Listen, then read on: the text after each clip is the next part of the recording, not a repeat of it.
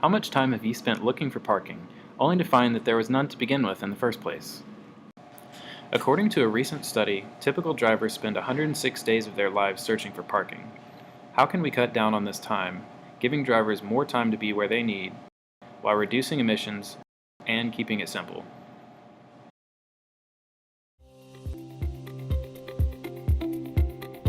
Introducing the Parking Lot Car Counter, a system developed by Chasing Cars, a senior design team in the engineering department at the University of Alabama in Huntsville. Here's a prototype of the Parking Lot Car Counter.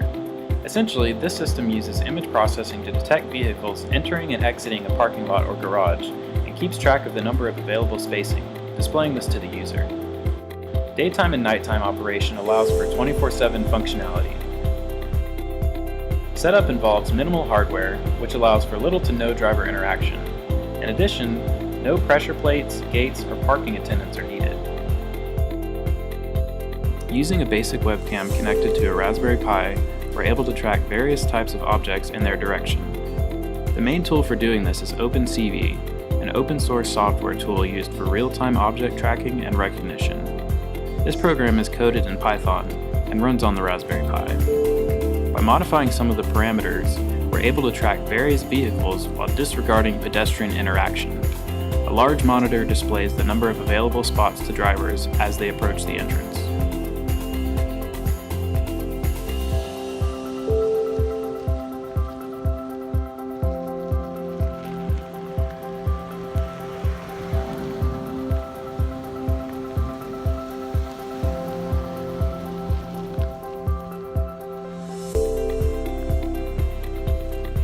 Nighttime operation involves an auxiliary lighting system, or ALS, which accommodates for less than optimal lighting conditions. This is done using passive infrared sensors, which detect infrared motion. As a car passes, the sensors go off. Combined with an ambient light sensor, which detects the intensity of ambient light, we can determine if our system needs additional light. If so, a floodlight is turned on for approximately 20 seconds via a relay. The threshold value from the light sensor, as well as the amount of time the light stays on, can easily be adjusted in our C++ code. This code is run on an Arduino microcontroller, which manages the auxiliary lighting system. Here's a quick demonstration of our system in action. Here's a quick look at our working prototype. Stephen and Ben are routing the camera wires on the PVC structure for daytime testing, and Kalian is making sure the software is configured properly. The prototype is fairly mobile, with the breakdown and setup of the PVC structure taking about 30 minutes total. As you can see, OpenCV is running in real time on the Raspberry Pi. The car counter can track bidirectional motion of two vehicles simultaneously. Up and down counters in red and blue show vehicles entering and exiting. Notice the car leaving our region of interest. It can be seen in the window labeled Frame, but is not actively being tracked. If you focus your attention on the mask window to the left, you can see there is real-time filtering taking place that detects the car as a non-static object.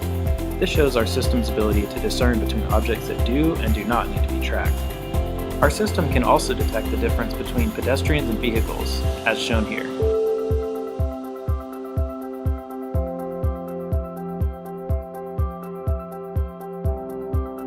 This is a quick look at our tracking software during nighttime operation.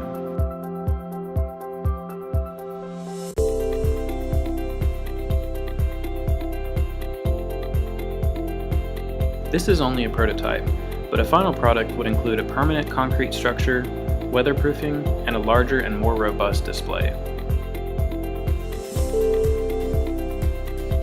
This project has plenty of room for future development, including power by solar energy, a smartphone application that gives users a quick look at parking availability, and wireless communication between the peripherals used in this project.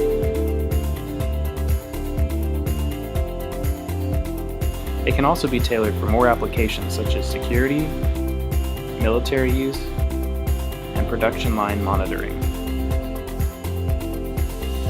Thanks for giving us the opportunity to share our senior design project with you. From the engineering department at UAH, we hope you enjoyed. Sincerely, Chasing Cars.